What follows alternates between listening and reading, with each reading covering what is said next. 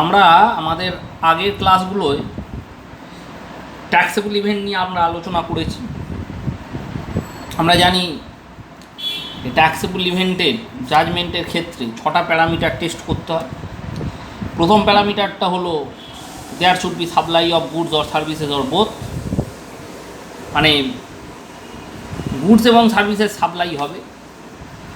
Goods এবং services ছাড়া অন্য কিছু যদি সাপ্লাই হয় সেক্ষেত্রে সেটা ট্যাক্সেবল ইভেন্ট নয়। সেকেন্ড প্যারামিটার ছিল এই যে সাপ্লাই হলো গুডস এবং সার্ভিসেস, তার এগেনস্টে কনসিডারেশান থাকবে। থার্ড প্যারামিটার হচ্ছে সেই supply of goods and services সেটা বিজনেসের প্রয়োজনে বা বিজনেসের উন্নতির জন্য হবে। ফোর্থ প্যারামিটার ছিল এরকম যে এই সাপ্লাইটা কোনো একজন ট্যাক্সেবল পার্সন সাপ্লাই করবেন, অর্থাৎ যার রেজিস্ট্রেশন আছে জিএসটিতে সেরকম কেউ এটা সাপ্লাই করবে। 5 নম্বর প্যারামিটার ছিল যে সেটা ট্যাক্সেবল সাপ্লাই হবে।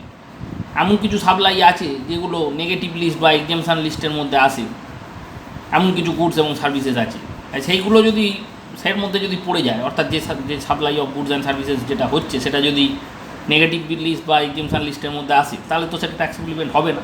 তাহলে সেটা টেস্ট করতে হবে যে সেটা নেগেটিভ লিস্ট বা এক্সামশন লিস্টের মধ্যে পড়ছে না। যদি না পড়ে তাহলে সেটা ট্যাক্সেবল ইভেন্ট হবে। আর 6 নম্বর প্যারামিটার যেটা ছিল যে এটা সাপ্লাইটা ট্যাক্সেবল টেরিটরিতে সাপ্লাই হবে। ট্যাক্সেবল টেরিটরি মানে ডোমেস্টিক ট্যারিফ এরিয়ার মধ্যে এটা সাপ্লাই হবে। তাই এই 6টা প্যারামিটারের মধ্যে সেকেন্ড প্যারামিটার যেটা কনসিডারেশন, সেটা তো একটা খুব ইম্পর্টেন্ট প্যারামিটার, যেটা কোনো একটা ইভেন্ট ট্যাক্সেবল হচ্ছে কি হচ্ছে না সেটা জাজমেন্টের ক্ষেত্রে খুব একটা ইম্পর্টেন্ট রোল প্লে করে। যদিও আমরা জানি যে সিজিএসটি অ্যাক্ট 2017 শিডিউল 1-এ কিছু এক্সেপশনাল এরিয়া আছে যেখানে প্রতিদান বা কনসিডারেশান না থাকা সত্ত্বেও সেগুলোকে ট্যাক্সেবল ইভেন্ট হিসেবে ধরে নেওয়া হয়। সেগুলো আমরা আগে আলোচনা করেছি। কিন্তু শিডিউল 1-এ যে আইটেমগুলোর কথা বলা আছে সেগুলো ছাড়া যে অন্য আইটেম যেগুলো, সেগুলো 4টে আইটেম মেনশান করা আছে, সেই 4টে আইটেম ছাড়া অন্য সবার ক্ষেত্রে কনসিডারেশান না থাকলে সে ট্যাক্সেবল ইভেন্ট হবে না, অর্থাৎ তার উপর জিএসটি অ্যাপ্লিকেবল হবে না। সুতরাং কনসিডারেশানের টেস্টটা খুব একটা ইম্পর্টেন্ট ম্যাটার। এখন এই কনসিডারেশান কাকে বলে এবং সিজিএসটি অ্যাক্টে কনসিডারেশানের ক্লারিফিকেশান কী দেওয়া আছে, আজকে আমরা সেইগুলো নিয়ে আলোচনা করব। এখন সিজিএসটি অ্যাক্ট 2017 তার সেকশন 231-এ কনসিডারেশানের ব্যাপারে ক্লারিফিকেশান দেওয়া রয়েছে। সেখানে কি বলা হচ্ছে না, ফার্স্ট হচ্ছে any payment made or to be made whether in money or otherwise in respect of, in response to or for the inducement of supply of the goods or services or both, whether by the recipient or by any other person, but shall not include any subsidy given by the central government or state government. তো মানেটা কি? মানে যে কোনো payment যেটা receive করা হয়েছে বা রিসিভ করা হবে সেটা মানিটারি ভ্যালুতে হতে পারে বা আদারওয়াইজ অন্যভাবেও হতে পারে, কিন্তু সেই পেমেন্টটা কিসের জন্য রিসিভ করা হচ্ছে বা রিসিভ করা হবে না, সেই পেমেন্টটা রিসিভ করা হবে in response to or in respect of or for the inducement of supply of goods or services, অর্থাৎ সাপ্লাই অফ গুডস এবং সার্ভিসেসের এগেনস্টে সেই পেমেন্টটা রিসিভ করা হবে বা হয়েছে, সেটা নগদেও হতে পারে বা অন্য কোনোভাবে হতে পারে।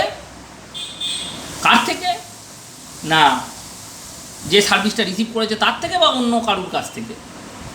কিন্তু এই যে পেমেন্টটা যেটা রিসিভ করা হচ্ছে বা হবে তার মধ্যে গভর্নমেন্টের থেকে যদি কোনো সাবসিডি রিসিভ করা হয় তা সেটা নেওয়া যাবে না।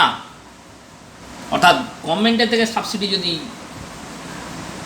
রিসিভ করা হয় তাহলে সেটাকে কনসিডারেশানের মধ্যে নেওয়া যাবে না। অর্থাৎ কোনো ব্যক্তি কোনো গুডস বা সার্ভিস সে যদি সাপ্লাই করেন এবং তার এগেনস্টে কোনো পেমেন্ট রিসিভ করেন বা রিসিভ করেছেন বা করবেন এরকম হয়, এবং সেটা কার থেকে রিসিভ করছেন, রিসিপিয়েন্ট অফ সার্ভিস তার থেকে বা অন্য কারোর কাছ থেকেও হতে পারে। কিন্তু তার মধ্যে যদি সাবসিডি থাকে, গভর্নমেন্টের থেকে রিসিভ হওয়া সাবসিডি থাকে, তাহলে সেই সাবসিডির পোর্শনটাকে কনসিডারেশনের মধ্যে নেওয়া যাবে না। আরও বলা হচ্ছে এই সেকশানে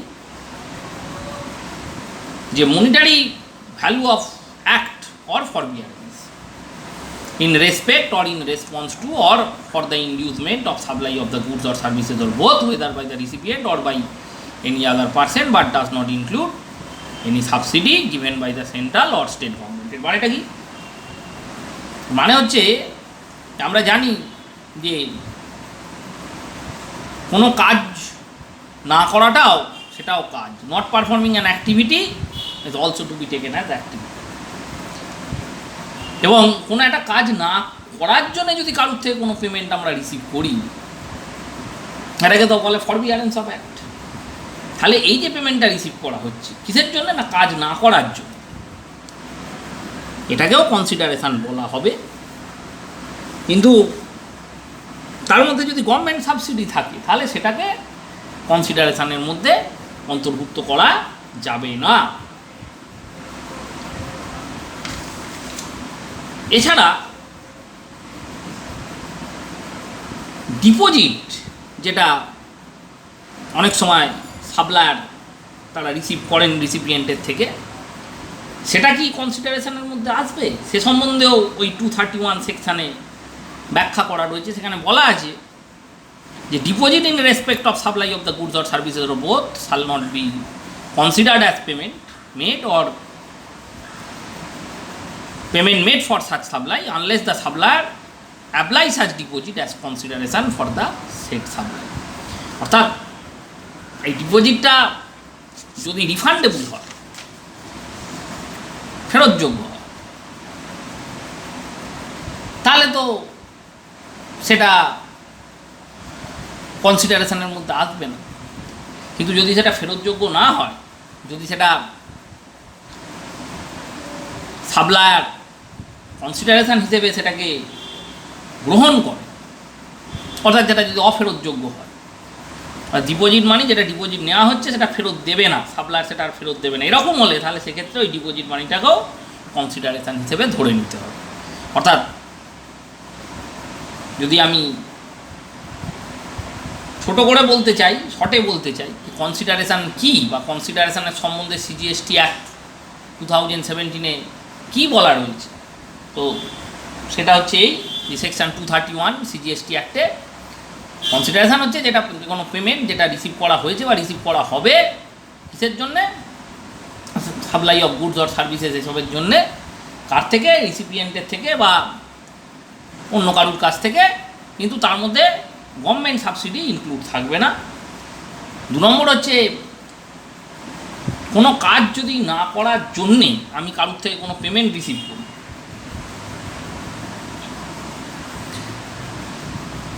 বা পেমেন্ট রিসিভ করব ওই কাজটা না করার জন্য, এরকম যদি ঘটনা ঘটে, এরকম যদি হয়, তাকে ফরবিয়ারেন্স অফ অ্যাক্ট বলে। এবং সেক্ষেত্রে যে অ্যামাউন্টটা আমি ওই কাজ না করার জন্য আমি কারোর থেকে রিসিভ করব, সেটাকে প্রতিদান বা কনসিডারেশান হিসেবে ধরে নেওয়া হবে। কিন্তু এর মধ্যে যদি আবার গভর্নমেন্ট সাবসিডি থাকে তাহলে সেই পোর্শনটা কনসিডারেশান হবে না।